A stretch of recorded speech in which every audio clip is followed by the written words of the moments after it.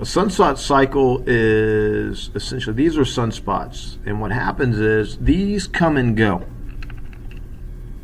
They'll start off, and you'll start to see these little dots near the poles. And what's causing these are the magnetic field lines that come out of the sun and they dive back in toward the sun. And these are actually the magnetic field lines that, when there's a prominence, the eruption of the plasma follows those magnetic field lines back in. But what happens is, because there's magnetic field lines there, it disrupts the flow of the convective zone right underneath the surface. And so these areas are a little bit cooler than the rest of the surface of the sun. What happens is, over time, you'll start to see more and more sunspots occur, and they'll migrate in towards the equator here.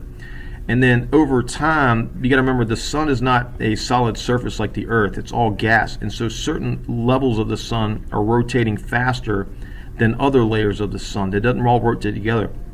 And so those magnetic field lines get tangled up and twisted as the sun rotates at different speeds through different layers. And then they'll snap like a rubber band after they get all tangled up, and it will reset itself, and you'll start to see sunspots start to occur near the equator again, a few of them. And then over time, over 11 years, they'll get closer and closer towards the equator and more numerous. And then, like rubber bands all tangled up again, they'll snap again and reset again.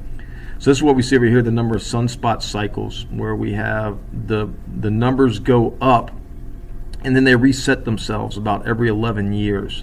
Number of sunspots up to 150, and it resets right after 1984. So about every 11 years or so would be when you would see a sunspot cycle.